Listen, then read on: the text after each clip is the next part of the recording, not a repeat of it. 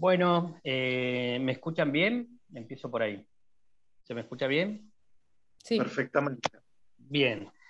Viendo que ya hay unas 33 personas en la sala virtual, quería, bueno, primero darles las buenas tardes, por lo menos de acá en Argentina, a todas y todos. Y hoy hablan Carlos Escliar y Violeta Serrano sobre migración, política y literatura. Esto es una charla organizada por Lectura Mundi de la Universidad de San Martín y el Centro PEN Argentino. Bueno, le paso a presentar a los participantes. Violeta Serrano es magíster en creación literaria por la Universidad Pompeu Fabra de Barcelona, licenciada en Filología Hispánica y Filología Francesa por la Universidad Autónoma de Barcelona, con el reconocimiento de premio extraordinario en ambas titulaciones. Continuó sus estudios de teoría de la literatura y literatura comparada, también reconocidos con el premio extraordinario de titulación, completándolos con una estancia en la Universidad Torcuato Di Tella de Buenos Aires. Además, es egresada del programa ejecutivo de la Universidad Austral en nuevos modelos de negocios y marketing digital, y es creadora y directora de la revista digital continuidaddeloslibros.com, declarada sitio de interés cultural por la ley de mecenazgo del gobierno de la Ciudad de Buenos Aires. Cualquier cosa de Violeta, vos después me corregís si le erré en algún dato. Está bien así. Bueno, y Carlos Escliar es investigador principal del Consejo Nacional de Investigaciones Científicas y Tecnológicas de la Argentina, el CONICET, e investigador del área de educación de la Facultad Latinoamericana de Ciencias Sociales, Flaxo Argentina. Realizó estudios de posgrado en el Consejo Nacional de Investigaciones de Italia, en la Universidad de Barcelona y en la Universidad Federal de Río Grande do Sul, Brasil. Fue coordinador del área de educación de Flaxo en el periodo 2008-2011, es actual vicepresidente del Centro PEN Argentina y ha escrito un total de 30 libros entre poesía, ensayos literarios, educativos y filosóficos. Condujo entre el 2005 y 2011, junto a Diego Escliar, el programa de radio literario Preferiría no hacerlo, por FM La Tribu en Buenos Aires. Y yo soy el secretario soy Gabriel Zúñigo y soy el secretario del Centro PEN Argentina. En este momento estoy cubriendo el lugar de Gabriel Seidedo, que es nuestro presidente del Centro PEN Argentina, que está tratando un tema de extrema gravedad, como es lo que está pasando con los escritores y los periodistas en Nicaragua y en Afganistán, y eso lo sacó a otra reunión, así que estoy ocupando su lugar. Por eso en algunos programas pueden leer sobre Gabriel Seidedo en este lugar. Y bueno, quiero dar paso entonces a esta charla. Al final, esto va a durar unos 20 minutos por cada expositor, y al final se pueden hacer algunas preguntas. Nosotros en realidad tenemos que cortar a eso de las 8, podemos pasarnos un poquito nada más. Y así que le dejo lugar a Violeta Serrano. Adelante, Violeta. Gracias, Gabriel, por la presentación. Bueno, muchas gracias a Lectura Mundi de la UNSAM por organizar este encuentro. Gracias también al Centro PEN Argentina, sé que están haciendo un ciclo y creo que este es el 6º encuentro, así que muy honrada de estar acá y por toda la labor que hacen, justamente por lo que estás diciendo hoy. Muchas gracias a Carlos Escliar por compartir este espacio también. Es una persona que quiero mucho y admiro ya hace unos cuantos años. Bueno, cuando empezamos a hablar sobre esto, salían palabras justamente de política, migración, literatura, palabras directamente. Y sí pensé que podría aportar algo, teniendo en cuenta un libro que saqué el año pasado en la editorial Ariel, es este libro que tengo acá, Poder Migrante, ¿por qué necesitas aliarte con lo que temes? Salió en España, en físico, libro físico. Quisiéramos que llegara a la Argentina, pero todavía solo está en ebook. Lo pueden encontrar si quieren en la página web del Grupo Planeta, acá en Argentina. Y sí, ¿por qué digo que tenía mucho que ver con esas 3 palabras? Bueno, voy a ir un poco de lo particular a lo universal, ¿no? En gran medida también este libro está escrito desde ahí. Yo soy migrante. Habrán podido darse cuenta quizás que tengo un acento a veces español, otras veces me pongo más argentina que el dulce de leche, depende en qué momento. Y esto no fue siempre algo sencillo. Yo me fui de España allá por el 2013, cuando la crisis económica de 2008 estaba brava ya, sobre todo con las personas jóvenes, ¿no? Que intentábamos buscarnos caminos, por lo menos tratar de tener un trabajo digno para aquello que nos habíamos formado, y en aquel momento no era tan fácil, ¿no? Mi camino, evidentemente, con la presentación que ha ido Gabriel, está vinculado a la literatura. Hay algunas cosas más, pero sí, eso sería lo esencial. Y por eso me decidí por Buenos Aires, me vine a la Argentina. Me fue muy bien. La Argentina es un país que yo amo y creo que amaré siempre por todo lo que me dio, pero ese movimiento migratorio no fue siempre fácil. Cualquiera que migre sabe que hay un duelo, siempre hay un duelo, porque hay algo que dejas atrás. Y eso, con todas las particularidades del caso, no es sencillo, ¿no? Cada migrante es un mundo porque cada persona es un mundo, tiene un contexto determinado, tiene condiciones mejores, peores para hacer ese movimiento. Pero sin duda te cambia, te genera una nueva identidad. Esto es lo que yo decía antes. A veces me preguntaba, ¿pero soy española? ¿Soy argentina? Y si no soy ninguna de las dos cosas y soy las dos, ¿soy una nueva identidad que suma? ¿Y qué pasa con eso en este siglo XXI en el que estamos? ¿Por qué se me ocurre que a alguien que migra en el siglo XXI le resulta más difícil si quieren elegir una identidad que otra? ¿Me siento más argentina o me siento más española? Bueno, el migrante del siglo XX no es el del siglo XXI.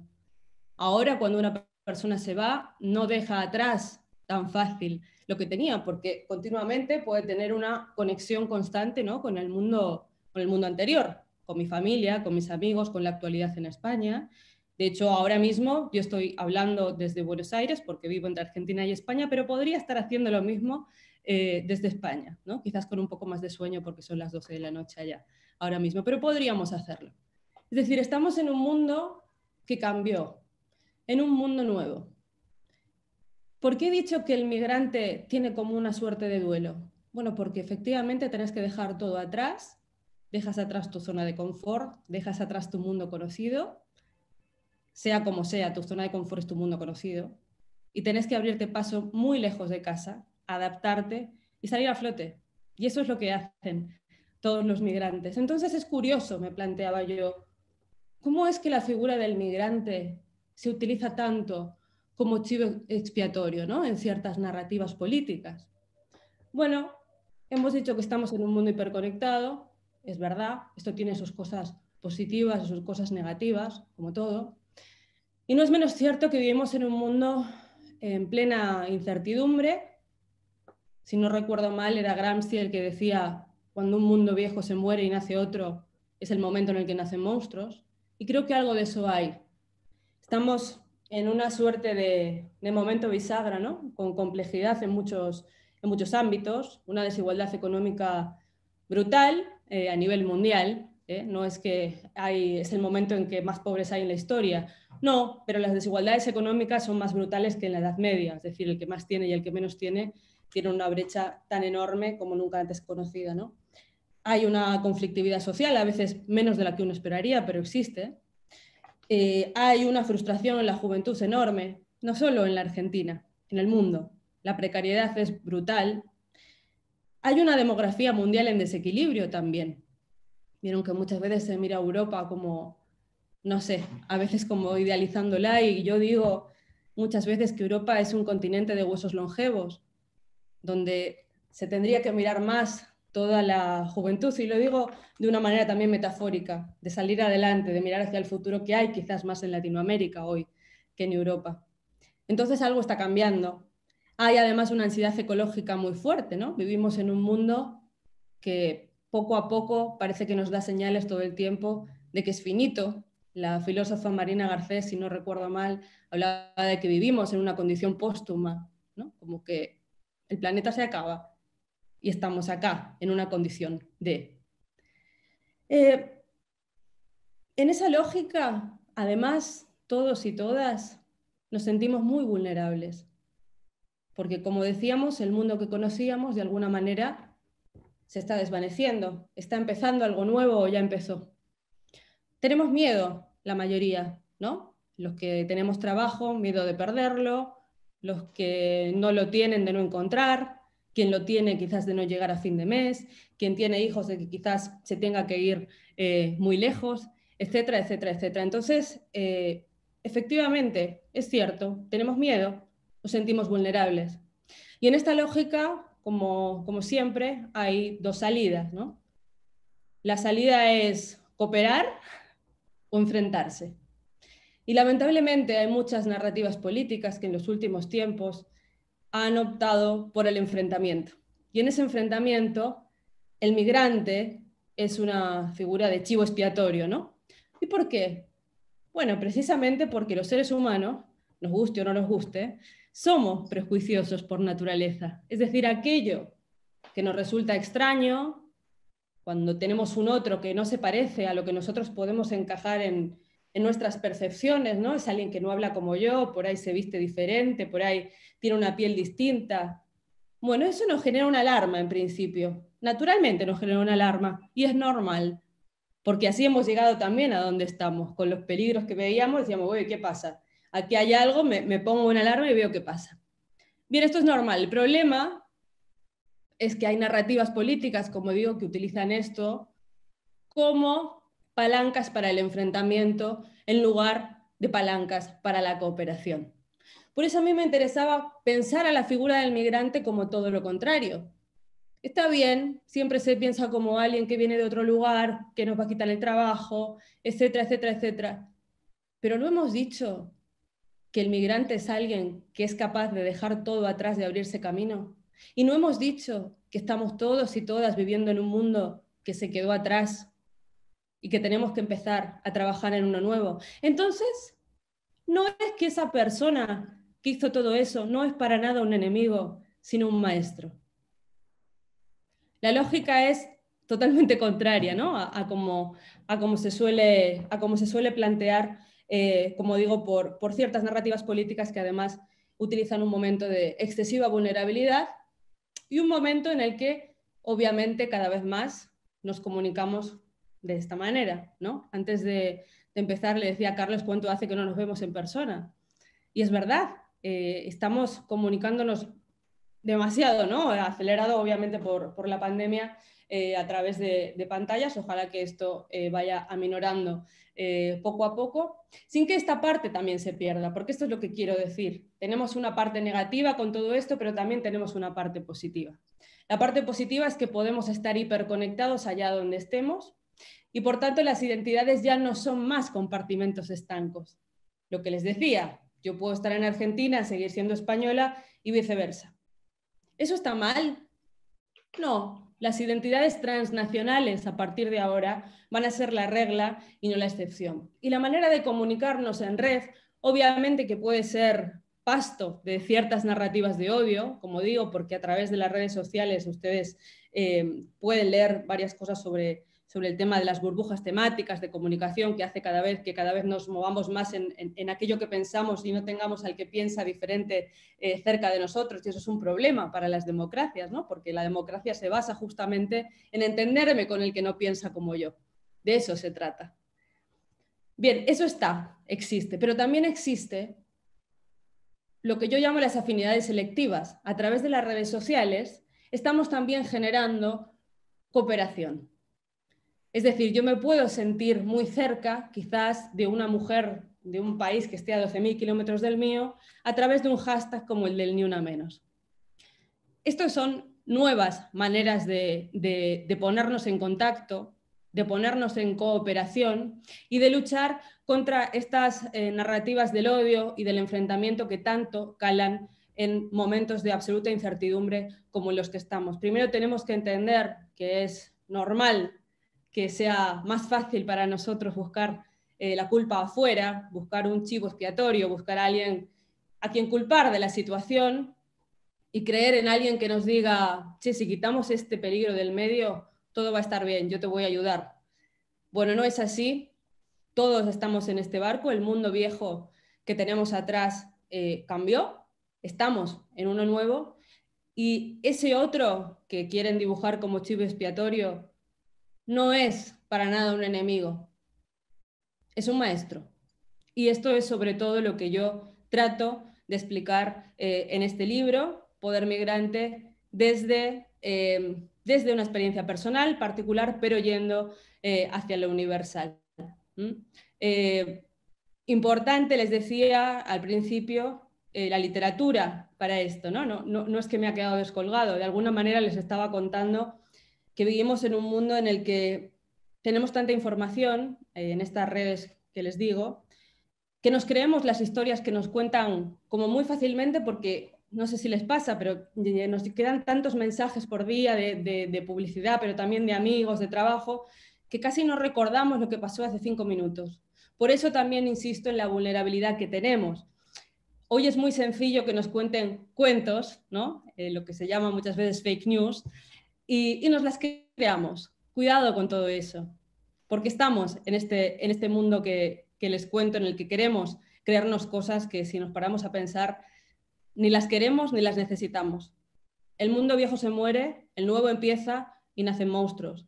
Tenemos maneras de cooperar y la figura del migrante, del otro, que en principio nos resulta desconocido y por eso nos da miedo, no es el enemigo. Y cuando hablo de migrante, como les decía, lo digo de una manera amplia. Es un momento de entendimiento también, porque todos somos un poco migrantes. Y además, en los momentos de grandes crisis, la última gran crisis que todavía estamos pasando es la de la pandemia, son momentos en los que la cooperación es más sencilla. De hecho, fíjense que la Unión Europea se crea con un entendimiento entre países justamente después de la Segunda Guerra Mundial. Así que es verdad que está muy oscuro, pero yo abogo porque la luz esté ahí. Muchas gracias. Te dejo paso a Carlos. Gracias, Violeta, muy esclarecedoras tus palabras. Realmente tendremos que darle fin o darle cuerda, ¿no?, a este mundo viejo que yendo hacia adelante atrasa. Y cuánto miedo de que le dan a los poderosos que la gente se junte libremente, así como puede hacerlo en las redes. Y por eso, bueno, habrá que nadar entre tanta basura, como vos decías, tanta mentira, pero pienso que somos tantos los que podemos juntarnos, que es una buena oportunidad. Así que ahora vamos a escuchar a Carlos Escliar, ¿qué tiene para contarnos de este mundo? ¿Atrasa o no? Hola Gabriel, hola Violeta. Solo quería decir dos cosas que nos unen a los tres de alguna manera. Una es que con Violeta codirigimos un posgrado llamado Escrituras, Comunicación Humana y Creatividad en Flaxo, y que con el querido Gabriel co-conducimos, junto con Gabriel Seisdedos también, el programa La Responsabilidad de la Palabra, que en este momento está los lunes a las 10 de la noche. Lo quería Así, decir porque por Radio Sónica. Por Radio Sónica. Hay un tejido entre nosotros que el próximo 20 nuestra entrevistada va a ser justamente Violeta.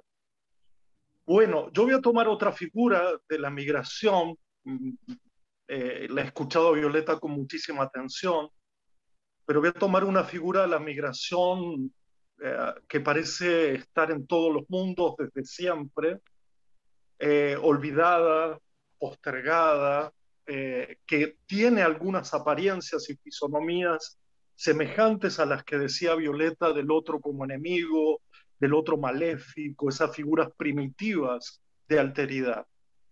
Y me voy a referir a la migración de una población individual que siempre nos recuerda en este mundo su propia tragedia, su propia miseria, que es la figura del vagabundo, que es el que migra al interior de una ciudad, es el que migra permanentemente.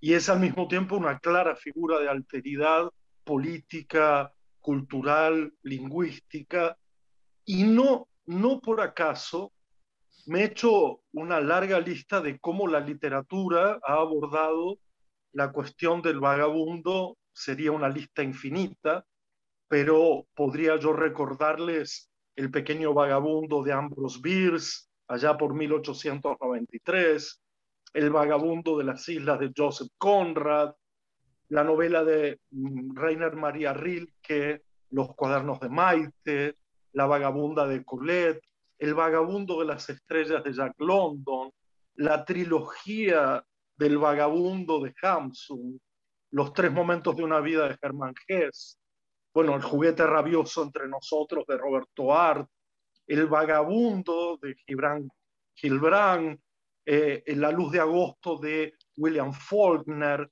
Sin Blanca en París y Londres de Orwell, El cantante vagabundo de Pío Baroja, El diario del ladrón de Jean Genet. Yo podría seguir porque hay una repetición con muchísimas diferencias que me van a ayudar a pensar a partir de la siguiente frase de Rodolfo Kusch. La pregunta por qué es un ser humano. Una pregunta esquiva, una pregunta torpe, pero que al mismo tiempo va a mostrar algo de lo que quiero decir. Se pregunta Rodolfo Kusch, ¿qué es un ser humano? ¿Consiste realmente en estar a medias, en un lugar muy limpio y nada más? ¿O un ser humano es también el que tira su cabo a la noche, a la suciedad, para saber si consigue juntarse con su otra parte, la que perdió al cruzar alguna frontera? Si solo queremos vivir, entonces, ¿por qué nos separan en dos bandos? Por un lado los sucios y por otro los limpios. Hay un micrófono limitado que repite mi voz y me confunde muchísimo, perdón. Sí, a ver ahora. Muchas gracias, era eso, muchas gracias. Creo que en el afuera podría haber algo distinto a la intemperie evidente y a la supuesta necesidad de conseguir un refugio, de encontrar un hogar. Ese afuera, generalmente en interdicción, prohibido, abolido, no hace otra cosa que aparecer y reaparecer, y lo hace en términos de pluralidad o de una multiplicidad sin límite. Yo creo que si hay un nuevo mundo es porque ya no se trata del otro en relación a uno mismo, sino del afuera como potencia y desgarramiento. Dice un filósofo brasilero, Peter Pilpalwar, que el afuera ya no está atrapado, sino está liberado de su cerradura en los espacios confinados o privilegiados. Si no está encerrado en contornos reconocibles, como la locura, el arte, la literatura, la revolución, podría por fin esparcirse por todas partes y surgir en cualquier lugar. La alteridad no está ahora más allá de una frontera, ni forzosamente en los márgenes, ni en un tiempo por venir. Está aquí y está ahora. Decía nuestro querido escritor Fernando Pessoa, hablando de vagabundos, pordioseros, sin techo, vagos, lingeras, mendigos, lo llamaba de maravillosa gente humana. Y su frase es: maravillosa gente humana que vive como los perros, que está por debajo de todos los sistemas morales, para quien ninguna religión se hizo, ni ningún arte se ha creado, ni ninguna política destinada a ellos. ¿Cómo os amo a todos por ser así? Esta es una cita de Pessoa del libro del Desasosiego. Creo que cuando usamos estas palabras que designan a los otros, migrantes, extranjeros, vagabundos, lo que quieran, hay una obstinación por definir una marea de situaciones. Se hace imposible apreciar la diferencia entre un rostro y otro rostro, un nombre y otro nombre, una vida y otra vida. Por otra parte, se vuelve indistinto lo permanente, la migración, y lo provisorio, estar siendo migrante. Lo permanente, ser vagabundo; lo provisorio, estar en la calle. Se pierde la distinción entre la precariedad y la felicidad, iba a decir infidelidad, pero no corresponde a este tema, lo que es y lo que hay, el tener y el estar. Cuando utilizamos estos nombres, lo que pasa es que no podemos diferenciar las diferencias, aunque esta frase parezca mal pronunciada. Todo es un remolino impreciso, nada hace pensar como si de verdad quisiéramos hacerlo, ya todo está pensado de antemano y poco del pensamiento anterior se interrumpe. Y quizás el problema radique en la propia limitación de esta designación de los otros en un carácter del ser como existir. Y se vuelve nominal la vida del otro asumiendo posiciones, categorías, jerarquías. Y este es el mundo que no queremos, caer en esa trampa de un mundo aplastado entre conceptos, entre informaciones y opiniones. Y por eso vale en este sentido releer al filósofo Nietzsche, cuando dice aquello de que todo concepto nace por la igualación de lo no igual.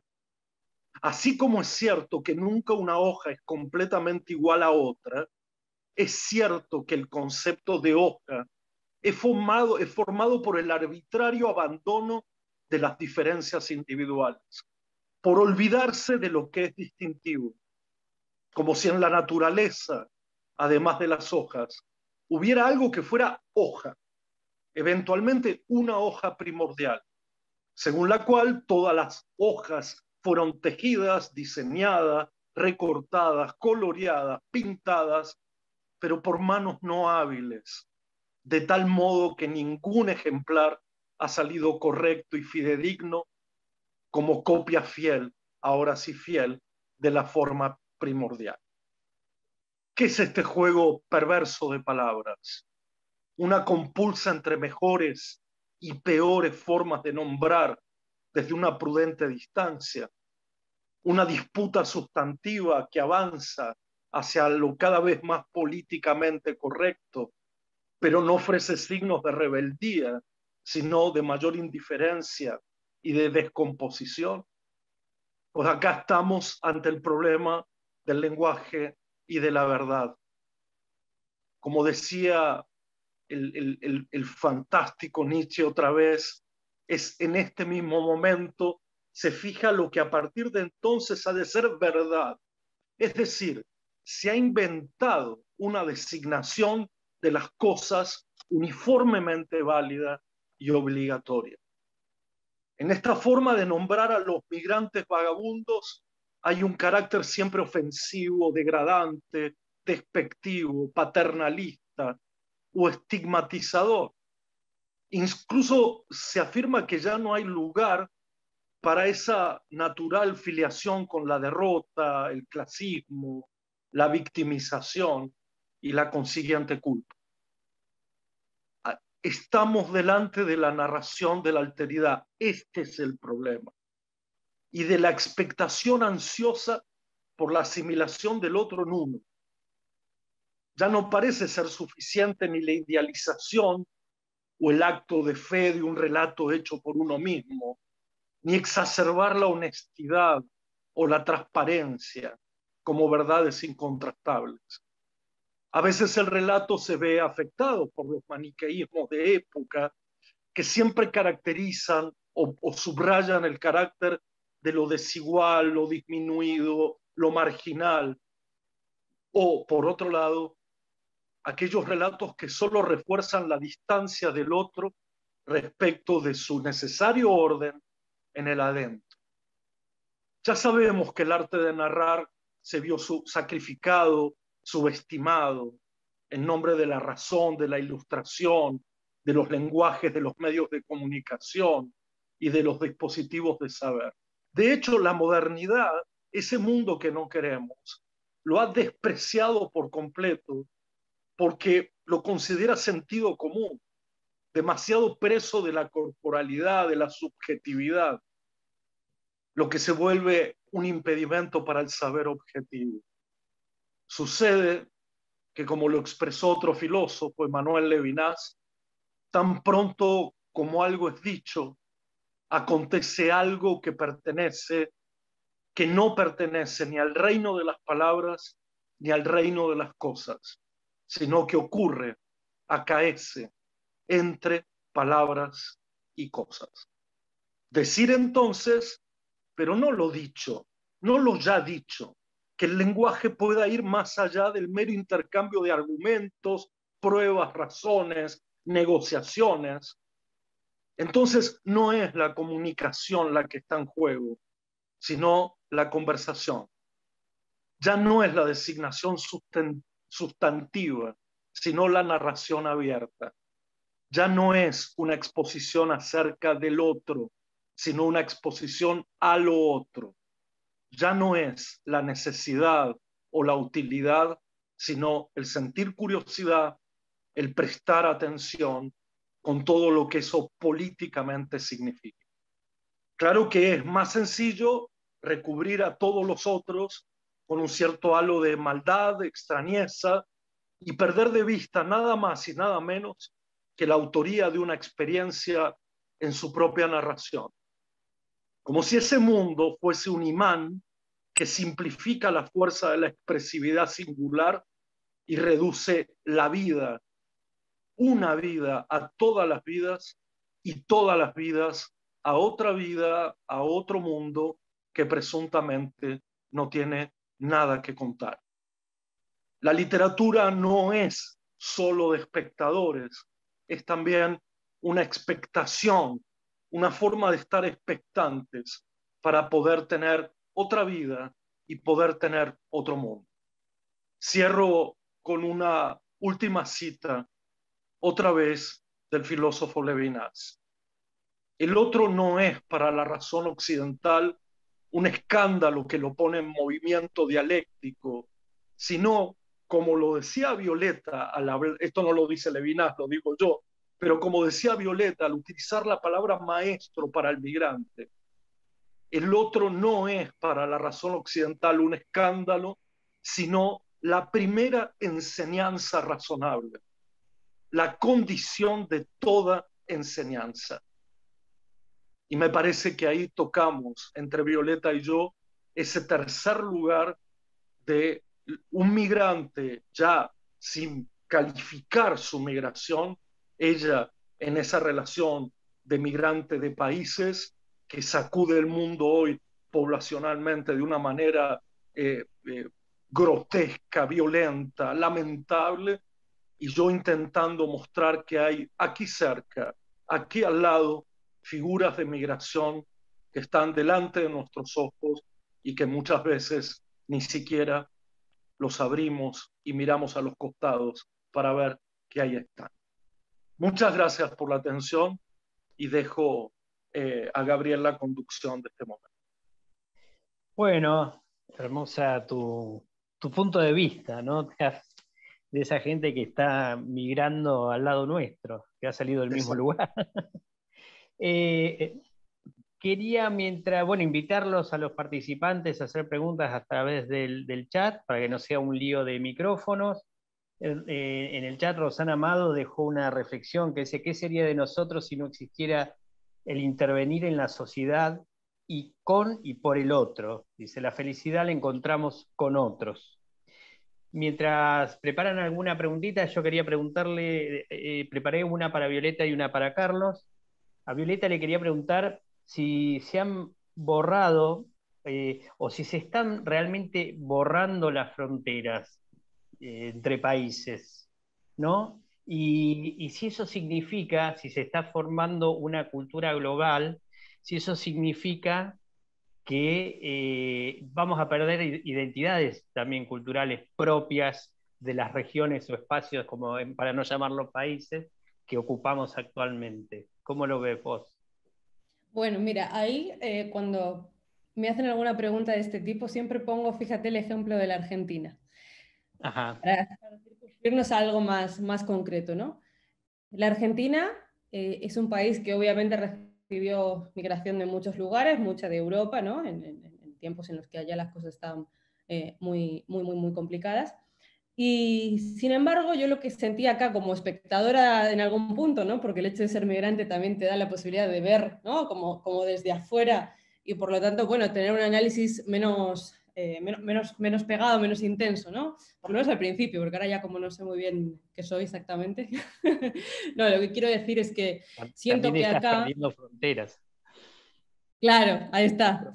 No, siento que acá se consigue sobre una bandera común, ¿no? Que es la de la Argentina, o sea, todo el que está acá se siente argentino, pero paralelamente nunca se perdieron las tradiciones de origen. Si te fijas, hay un club español, hay un club italiano, o sea, eso es para mí la manera en la que tenemos que empezar a relacionarnos en este nuevo mundo global, porque ese ejemplo que yo circunscribo a la Argentina es el que debería ser así en todas partes, porque los movimientos migratorios, los movimientos de personas son imparables, cada vez van a ser más imparables. Vivimos en un mundo global, no puede ser que queramos la globalidad para unas cosas y para otras no. Lo que pasa que obviamente eso entra en conflicto cultural, porque nos da miedo perder también estos orígenes que nos definen originalmente. Bueno, no los perdamos, podemos hacer las dos cosas. El problema es cuando se trata de enfrentar una cosa con la otra. Yo siempre digo que el país que recibe a un migrante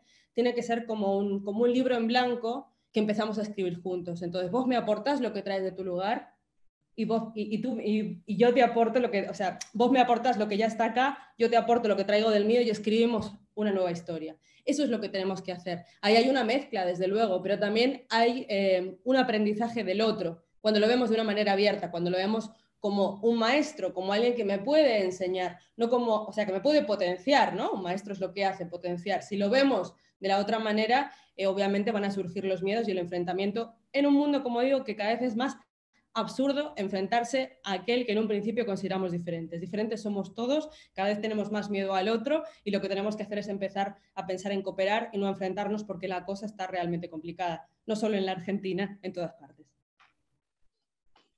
Bien. No sé si alguien quiere preguntar. Carlos, te voy, mientras alguien contesta el chat, ahí apareciste y te fuiste de nuevo, ¿nos estás escuchando? Perfectamente, Ah, perfectamente. bien. Carlos, yo a vos te quería preguntar si nosotros para ser necesitamos del otro, como sea, ¿qué pasa cuando el otro viene del país del odio? O sea, ¿qué pasa cuando el otro, porque creo que una de las cosas, y también me interesaba sobre lo que decía Violeta, eh, ¿qué pasa con esas derechas que precisamente van para el otro lado, o nosotros hay que ver quién está nadando para la corriente, contra la corriente, si somos nosotros o esas derechas o el país del odio? ¿Qué pasa cuando te encontrás con el otro? Es eso. Eh, es ¿Cómo una de se, las cómo se acepta? posibilidades, es una de las posibilidades, y uno mismo también puede ser ese otro para otro. Fue para mí la respuesta más clara que yo encontré en las experiencias, en la lectura. Es algo que dijo alguna vez un filósofo poco querido en el mundo académico, sobre todo en sus inicios, después se recompuso un poco, que es Jean Baudrillard, un filósofo francés bastante periférico y que trabajó muchísimo la cuestión del otro desde la filosofía. Él decía, hay dos tipos, no se trata del otro como individuo, sino de relaciones de alteridad. Y ahí me parece que vale la pena desplazar el problema, ¿no? ¿El otro es el problema o es la relación el problema? Creo que lo estás planteando en esos términos. Y él decía, en toda relación de alteridad hay como dos movimientos, o como dos momentos, o como dos instancias, que son las relaciones de alteridad próximas, que suponen que aún en las diferencias ostensibles, reconocibles, identificadas, es posible cierta conversación. Y él la llamó, y no por acaso puso la condición de conversar, heredera de una tradición filosófica desde Sócrates en adelante. Es decir, la clave de cualquier relación es que se pueda conversar. Pero también hablaba de una relación de alteridad que él llamó radical, donde con las diferencias, hay algo que es inentendible y que no permite la conversación. Atribuir al otro eso inentendible es un problema, es un problema. Entonces yo creo que la única respuesta posible a un discurso de odio, la censura, la mentira, etcétera, etcétera, es intentar la conversación. Ahora, la conversación no es un intercambio de argumentos, de información y de opinión. La conversación es la búsqueda cooperativa de la verdad. Yo no me canso de decirlo. ¿Cuál verdad? La provisoria, la precaria, la que se puede construir en ese momento. Entonces, ¿qué puedo responder a esto? Si no hay conversación, no hay relación de alteridad. Y en todo caso habrá dos mismidades, dos uno mismo, que se mantienen en su propia argumentación. Lo que causa profunda pena, porque en cierto ideario todavía estamos pensando que es posible mitigar el odio, confundiéndolo con su contrario, que es el amor banal, el amor superfluo. Y no es el amor el contrario del odio. Pese a todo, lo contrario del odio es la verdad. La verdad precaria y provisoria. No la verdad mayúscula, la verdad de las verdades. Una verdad pequeñita, una verdad no arrogante, una verdad no soberbia, una verdad no enfática, pero cooperativa. Cooperativa me gustaría añadir algo a eso también, Carlos, cuando me des un segundo. Pero por favor, pase usted. No, quiero decir sobre esto que estás diciendo, que bueno, que es muy importante tener en cuenta que el odio no nace de un repollo. Es una rima horrible, claro, pero es la realidad.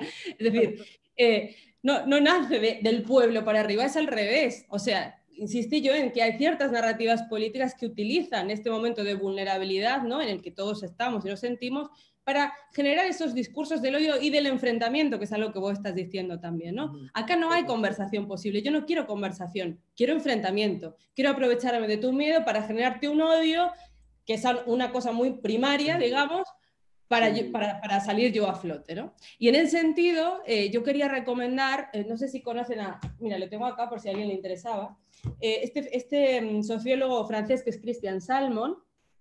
Él hace unos años escribió un libro, bueno, tratando en temas de comunicación política, que se llamaba Storytelling, ¿no? Es decir, de repente nos contamos historias para llegar a que nos sigan, porque estamos en un mundo tan lleno de mensajes, etcétera, como decíamos antes, que bueno, es la única manera de que nos recuerden contar una historia, ¿no? Porque es verdad que los seres humanos recordamos mejor una historia que un dato duro. Bien, perfecto. Pero es que el año pasado, o hace dos, hizo este libro que se llamaba La Era del Enfrentamiento. ¿Y qué decía?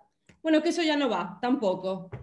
Que me cuenten una anécdota, una historia, ya no va. Lo que va en este mundo que se ha pasado de vueltas en esta hiperconexión, en la que nadie recuerda nada y constantemente estamos bombardeados por mensaje, es tirar bombas, mensajes de odio que continuamente replicamos.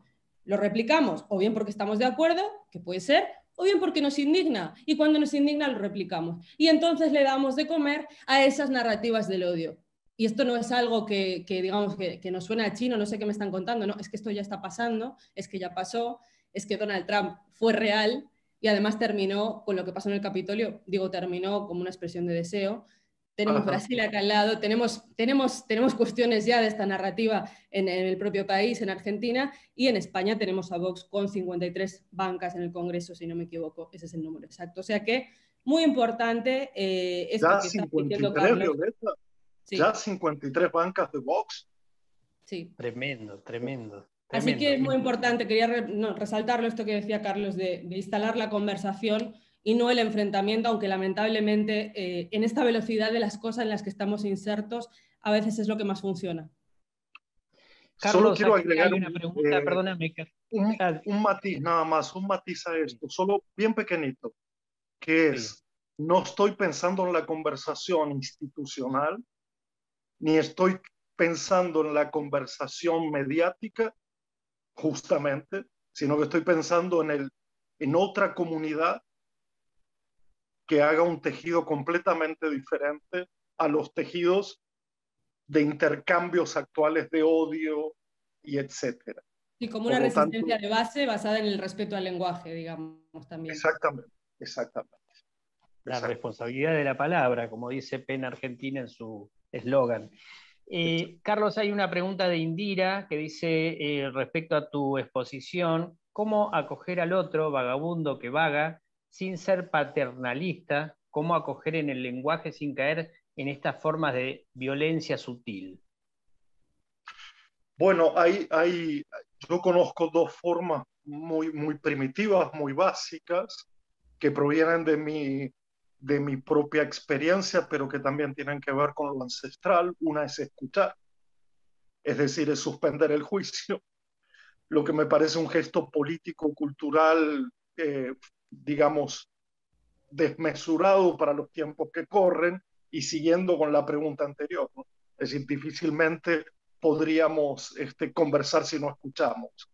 Eh, Durante toda mi vida, y lo he contado algunas veces, he tenido largas conversaciones y paseos y compañía y alimentación junto con estas figuras que llamamos vagabundo, y escuchar sus historias remiten a una narración completamente distinta que la que construyen los dispositivos actuales del conocimiento, como la de sociología, la economía, la antropología, etcétera. Es decir, hay otra imagen, sobre todo múltiple, es decir, no estás escuchando a los vagabundos del globo terráqueo, estás escuchando esta historia de alguien que tiene un nombre, tiene una vida, se ha extraviado, ha perdido el trabajo, se ha ido de su casa, no tiene cómo sostenerse. Por lo tanto, si no escuchamos esta historia, muy poco podemos decir en una conversación sobre ello. El segundo movimiento sutil, es de-jerarquizar las narrativas y recuperar, digamos, esa idea de narrativas consideradas como de la fuera. Maurice Blanchot la llamaba la parte del fuego, allí donde están las cenizas de la humanidad, los escombros de la humanidad. Tomar esas narrativas y ponerlas en una relación no de adentro y afuera, no como una narrativa marginal, subalterna, sino como una narrativa que tiene su significado tanto como cualquier otra. Es decir, escuchar y volver a jerarquizar este orden perverso de narrativas sustanciales versus narrativas intrascendentes. Perdón que lo diga así rápido, pero creo que es lo que rápidamente me viene a la cabeza de mis propios procedimientos. Sí, yo creo que, perdón, ¿puedo decir algo? Sí, por No, favor. me Sí. interesa también, más allá de esto de lo que decías vos de la resistencia de base, digamos, que me parece súper importante y un poco tiene que ver con eso que yo te decía de las afinidades selectivas, ¿no? Está todo eso, pero también está un trabajo de base que también en la hiperconectividad, o sea, desde la hiperconectividad también se puede construir si estamos atentos a cómo, ¿no? Y no nos juega en contra. Pero a mí me gustaría también resaltar que no es menos importante el lenguaje que permitimos que haya desde las instituciones, ¿no? Si estamos, como decías, hablé antes del tema de la democracia, parece una tontería, algo que hemos dado por hecho, pero no lo es. En la democracia el respeto al otro es la base y sobre todo el respeto al que no piensa como yo. Y ahí es donde hay que cuidar el lenguaje y ahí es donde los discursos del odio pueden bajar. O sea, nuestros representantes tienen, o sea, tenemos que exigir a nuestros representantes también ese respeto al lenguaje, ¿no? Esto me parece muy importante, me parece que no es menor. O sea, está lo que decíamos de la resistencia en la conversación de base, pero también el lenguaje institucional. O sea, esto tiene que estar, no podemos darlo por hecho, dejarlo pasar, porque esto es lo que construye ese odio, lo que comentaba. O sea, el odio no nace de la nada, el odio se construye y se construye con unos objetivos claros y mucho más en momentos de crisis como el actual, muchísimo más, ¿no? Acá voy a meter un chivo, pero porque creo que es importante. Justamente con Carlos, que trabajo en Flaxo, este año armamos un nuevo posgrado a partir del de escrituras que se llama Literatura y Discurso Político. Si a alguien le interesa este tema de la comunicación política y cómo la literatura, también la generación de historias, puede incidir en el lenguaje de las instituciones, cómo debemos ser responsables para bien o para mal, quiero decir, acá no estoy hablando de, no estoy tratando de ser partidaria, creo que se entiende. Lo que quiero decir es que tenemos que construir un lenguaje, o sea, unas instituciones con respeto al lenguaje y construir desde ahí, porque es muy peligroso lo que está pasando, ¿no? Entonces, nada, quería dejar eso ahí porque creo que está bueno repensar este mundo que estamos viviendo, cómo nos estamos comunicando. Hay un mundo nuevo que empieza, está claro, y tenemos que pensar cómo queremos que sea ese mundo, qué papel tenemos también nosotros como votantes, porque es lo que somos en las democracias mientras tengamos ese derecho que tenemos que defender además. No es natural. Carlos, ¿querés agregar algo a lo que dice Violeta antes de despedirnos? Yo tengo la sensación que quizás se malinterprete cuando digo que esto no tiene que ver con el lenguaje de las instituciones y con el lenguaje de los medios de comunicación de masas.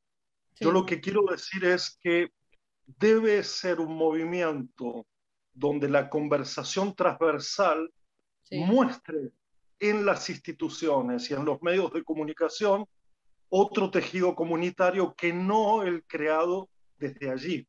Por eso digo que es una suerte de resistencia a esos lenguajes, no porque crea que no tienen que cambiar, sino porque estoy queriendo indicar un posible orden en ese cambio. Y es que hay lugares, comunidades, transversalidades que han creado lenguajes que le permitirían a las instituciones o que ya están al interior de las instituciones y no son reconocidas como tales. Era esa la única aclaración que quería hacer, porque estoy totalmente de acuerdo, de acuerdo con el planteo de Violeta. No es una oposición entre conversación comunitaria y lenguaje institucional o lenguaje mediático. Es simplemente mostrar qué tipo de tejido puede hacer que el lenguaje institucional y mediático modifique su discurso del odio y su enfrentamiento. Sí, creo que el tema del feminismo, por ejemplo, es un movimiento transnacional que se ha creado de esa manera y ha hecho cambios en la vida real a través de la política, ¿no? O sea, de abajo subió hacia arriba. Exactamente. Y el movimiento verde también. Y el movimiento exactamente. Verde. O el Black Lives Matter, ¿no? Que nace en Estados Unidos contra Trump y de hecho lo hace caer, ¿no? O sea, hoy tenemos una vicepresidenta negra en Estados Unidos, yo creo que, y mujer. O sea, creo que hay dos cosas ahí que son importantes y no salieron de la nada. Tiene que ver con lo que Carlos está diciendo totalmente. Eso mismo. Es tremendo este mundo bipolar en esas cosas, ¿no? Que atrasa tanto como adelanta de golpe. Creo que eso se debe a las nuevas tecnologías. Son saltos cuantitativos, ¿no? Cualitativos demasiado también. rápido. Sí, bueno. Histéricos. Quiero agradecerles a todos. Creo que a la vez, al revés, pienso que un poco siendo la voz de todos por las cosas que nos han escrito, les agradecen a Violeta y a Carlos la charla, que fue muy cálida y esclarecedora. La verdad que nos dejan pensando en un tema que hay que pensar hoy. Así que, bueno, de esta manera vamos a ir cerrando esta charla que se llamó de Migración, Política y Literatura. Después va a estar colgada seguro en la Universidad de San Martín, en alguna página de Lectura Mundi. La van a encontrar pronto ahí para que se haya perdido algo o quiera reescuchar alguna parte, porque la verdad que son conceptos para quedarse dando vueltas en la cabeza y para aprender. Y así que saludamos desde el Centro PEN Argentino y agradecemos infinitamente a Violeta Serrano y a Carlos Escliar por esta hermosa charla que nos dieron. Ahí hay gente que la ha escuchado desde Mar del Plata en pleno temporal, agarrado a una columna para no volarse, así no se la perdió. Así Pues que le pido a Sebastián, que es el coordinador de la Universidad de San Martín, que está en esto, que ya puede ir cerrando la reunión. Gracias a todos. Muchísimas gracias. Un gran abrazo a todas y a todos. Veo a exalumnas por ahí, exalumnos. Gracias por estar. Chao.